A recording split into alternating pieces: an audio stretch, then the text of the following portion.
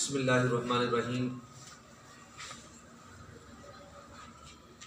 आज का हमारा 5वां लेक्चर सबक के हवाले से। पहला लेक्चर हरूफ मुफरिदात के हवाले से हुआ, दूसरा लेक्चर हरूफ मुरक्कबात, तीसरा लेक्चर हरकात और चौथा लेक्चर हमारा हुआ था मश्क पे कि हरूफ की कैसे आवाज़ मिलती जुलती है। और आज अल्हम्दुलिल्लाह हमारा 5वां लेक्चर है जो अमली तौर पे हम करना सीखते हैं। तो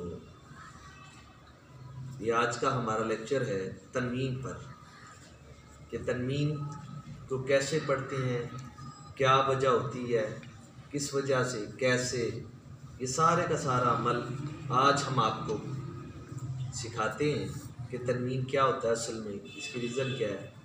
तो सबसे पहला क्वेश्चन ये है कि दो ज़बर नज़र आ जाएं आपको कहीं, हाँ वो अहादीस में से हो कहीं या कुरान में से, कहीं भी आप अरबी ज़ुबान में देखते हैं, यहाँ भी आप लिखते हो तो दो ज़बर हों, दो ज़ेर हों, दो पेश हों, इसको तन्वीन कहा जाता है।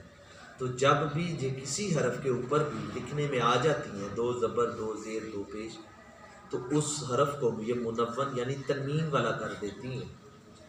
तो ये पढ़ा किस तरह जाता है, दो ज़बर जब पढ़ रहे होते हैं तो लास्ट में इसकी वॉइस जो है वो नून साकिन की तरह आवाज़ देती है। मिसाल के तौर पर फॉर एग्जांपल हम पढ़ते हैं तन तीन दो, ठीक है। तो ये जब कभी दो ज़बर अलिफ के साथ आएँ तो अलिफ को नहीं पढ़ते, और जब कभी दो ज़बर या के साथ आए तो या को नहीं पढ़ते।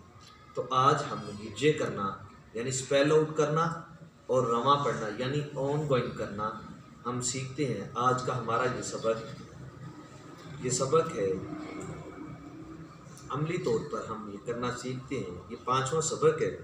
तो इसके मैं चंद आपको बता देता हूँ क्या क्या है ज़रूरी सवालात, जो अहम सवालात है। नंबर 1, ये दो ज़बर, दो ज़ेर और दो पेश को तन्वीन कहते हैं। और नंबर ये 1 था क्वेश्चन, और ये नंबर 2, पढ़ते हुए आपके लास्ट आवाज़ में जब पढ़ रहे होते हैं तो मिसाल के तौर पर जब आप पढ़ते हैं तो ये लफ्ज़ आता है दन, तीन और दुन, नून साकिन की आवाज़ देता है। और नंबर 3, अगर ज़बर की तन्वीन के साथ कहीं अलिफ आ जाए और सेकेंडली कहीं दो ज़बर की तन्वीन के बाद या आ जाए, अलिफ और या आ जाए, तो हिज्जे करते वक्त इसका नाम मिलेगा। ये 3 अहम इसके अंदर सवालात हैं। ये किसी भी साकिन हरफ को मुतहर्रिक करने के साथ साथ मुनव्वन भी कर देता है, अन, इन, उन। अब जब कभी भी इनको पढ़ेंगे तो ये नून साकिन की आवाज़ देगा, किसी को भी पढ़ेंगे, ठीक है जी। तो ये था आज हमारा लेसन नंबर 5, ठीक है जी, जिसको हम उर्दू में कहते हैं सबक नंबर 5। तो हम पढ़ना सीखते हैं, इसको पढ़ते कैसे हैं यही ले लेते हैं, पढ़ते हैं। आप पढ़ने के लिए रेडी हैं? जी। बिस्मिल्लाहिर्रहमानिर्रहीम।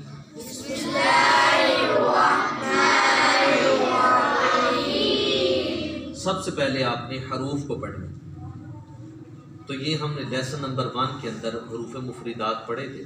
तो सबसे पहले हम बा को पढ़ेंगे, मुफरिद करेंगे। अगर ये 1 फिंगर यानी मध्य असली की तरह लंबा, एक फिंगर को जिस तरह क्लोज है तो ओपन करने में वक्त लगता है, या ओपन है तो क्लोज करने में जितना टाइम लगता है, उतना लंबा करके हम सिंपल सा इसको पढ़ेंगे।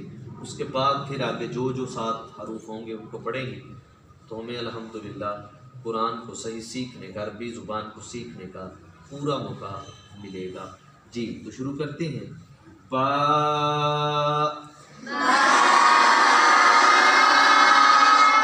दो ज़बर, बन, बा,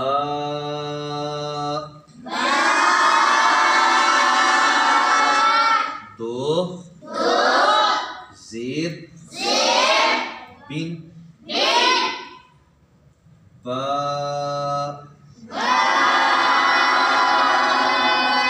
दो पेश बुन बड़े इत्मीनान के साथ, बड़े तहम्मुल के साथ, बड़े धीमे लहजे में, बड़ी तरतीब के साथ, बड़ा ठहर ठहर कर आहिस्ता आहिस्ता इन अल्फाज को हमने हिजे किया, जिसको हम स्पेल आउट कहते हैं। क्या कहते हैं? स्पेल आउट, हिजे करना। क्या? हिजे करना। अब इनको हम ऑन गोइंग करते हैं। क्या करते हैं? ऑन गोइंग करते हैं, यानी जिसको हम रमा कहते हैं, रमा पढ़ना। क्या करना? रमा जी।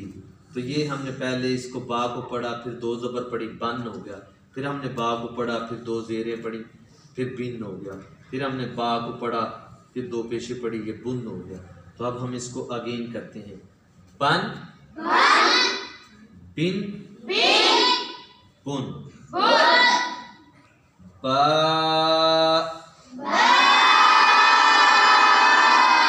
दो ज़बर बन।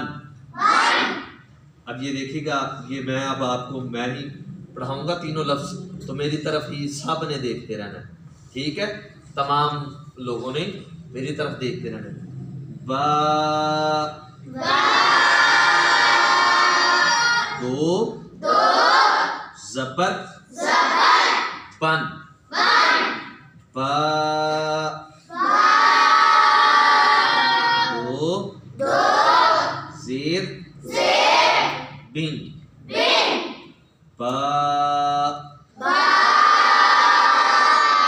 दो पेश बुन।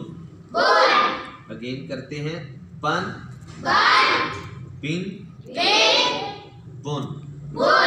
इसी तरह इधर ता लगा लेते हैं, सिर्फ डॉट्स का फर्क पड़ेगा। ता दो ज़बर तन। ता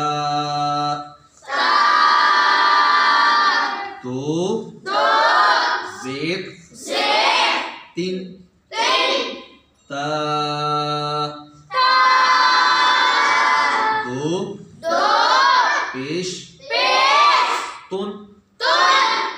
तन तीन तुन।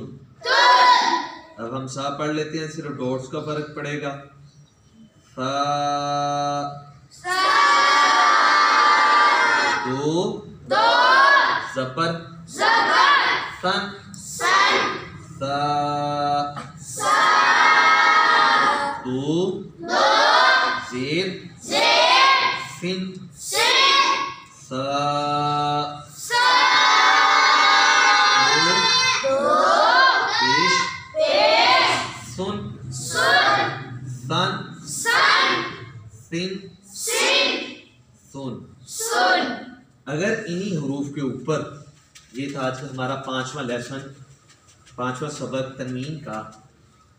इन्हीं हरूफ के ऊपर अगर एक ज़बर आ जाता है, देखिए सीन शक्ल के लिहाज से सीन, डॉट के लिहाज से भी सीन, एराब इनकी आवाज को बदल देते हैं। बा ज़बर बा बा